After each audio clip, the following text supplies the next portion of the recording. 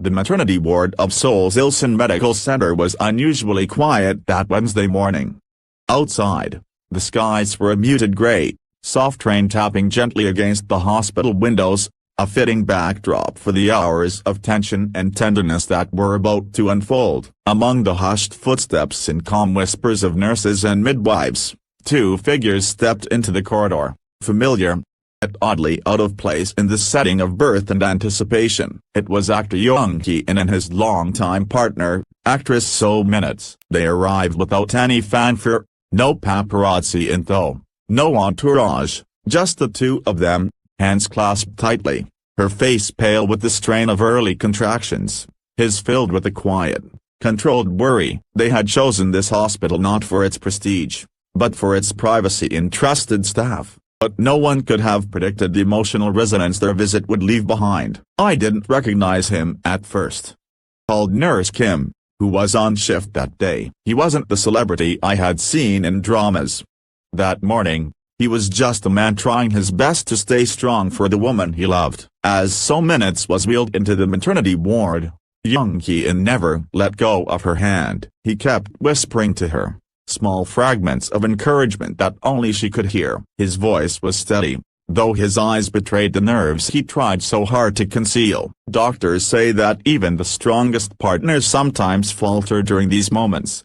But he didn't. Throughout the early stages of labor, as the contractions grew stronger and closer together, he remained a constant presence. He fetched warm towels, he helped reposition her pillows, he adjusted the lights when she squinted in pain. Attentive, not with the urgency of panic, but with the rhythm of someone who had prepared for this day, who had rehearsed love through patience. "He asked every question carefully," said one young intern, "not to interfere, but to understand. He wanted to know what she was feeling, what we were doing, and whether it would help her." At one point, after hours of steady breathing and mounting pain, So Minutes began to cry. Her strength was ebbing, the physical toll of labor too great. She clutched his shirt and sobbed, saying she didn't think she could go on. He leaned in close, brushing the damp strands of hair from her face. "You don't have to do it alone," he whispered. "I'm here, doing this together." A nurse in the room later confessed she had to step out for a moment, not to attend to a task, but to compose herself. "I'm blurred as the hours dragged on." Nurses changed shifts. Night crept in. Still, he remained. No phone. No food. He sat on the hard stool beside her bed, letting her go. Once, when she dozed off in exhaustion, a nurse caught him gently wiping a tear from his eye. "I wasn't sure if he was praying.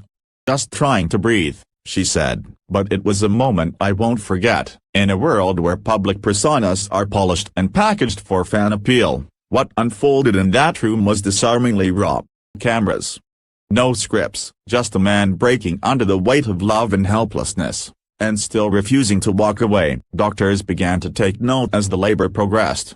"Deeply respectful of the medical staff," said Dr. Han, the obstetrician who led the delivery, kept asking how he could support her better, not just emotionally, but practically. It was clear that he had done his research, but was also humble enough to ask.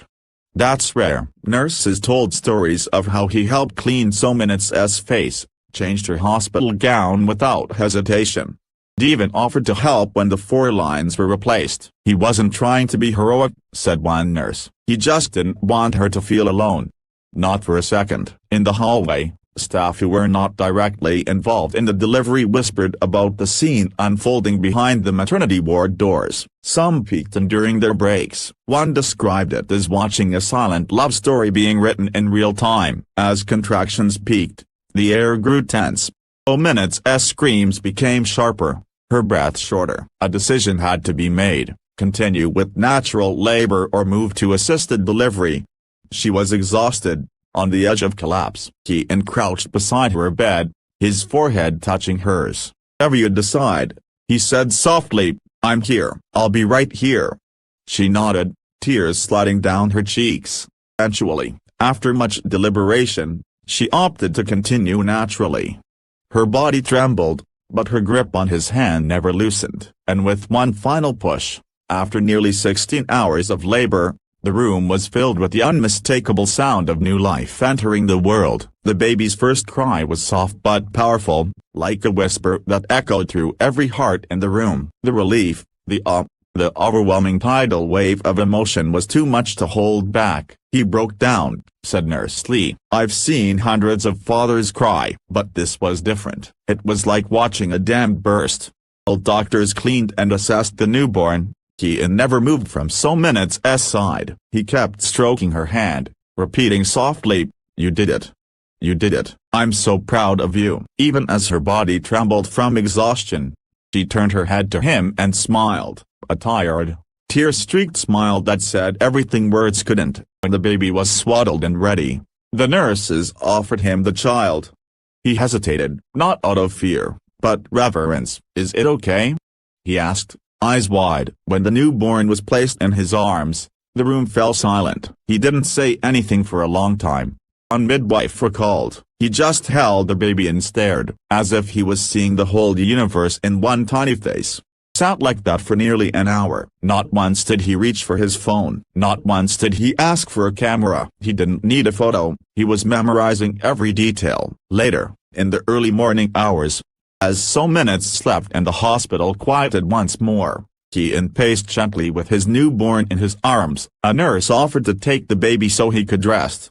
Declined with a soft smile. "I'll rest when she rests. I want the baby to feel safe." "We're together now." He asked questions no one expected, not just about feeding schedules or diaper changes, but about postpartum mental health, hormone shifts, how to recognize signs of trauma or anxiety in new mothers. One young nurse said, he wanted to be her partner in recovery, not just the hero in the delivery room. Before they left, he personally thanked every staff member, by name. He bowed to the janitors. He wrote a handwritten note for the night shift nurse who had stayed overtime. And before walking out of the maternity ward, turned back to the room and whispered, "Thank you for giving me my family." The story spread across the hospital like wildfire. Doctors who had never met him found themselves moved by second-hand accounts. Cafeteria workers repeated the story with misty eyes. And to this day, staff say the memory of that night remains one of the most beautiful moments they've ever witnessed. Not because it was perfect, but because it was real. They entered the hospital as a couple. They left as a family. But more than that, they left behind a story that reminded everyone what love really means. Not the polished kind found in movies, but the kind that shows up at 3 a.m., teary-eyed, hungry, and scared, and stays. That night, Jung Hae wasn't a leading man. He was a husband, a father, a quiet pillar of strength. And to those who witnessed it, redefined what it means to love. If you ever find yourself doubting that love can endure pain, uncertainty, or the chaos of real life, remember this story. Remember the quiet man who held his partner's hand through the storm and smiled through tears when he met his child. Not all heroes wear capes. Some wear hospital wristbands, hold tiny hands, and cry quietly in the dark. And those are the ones we never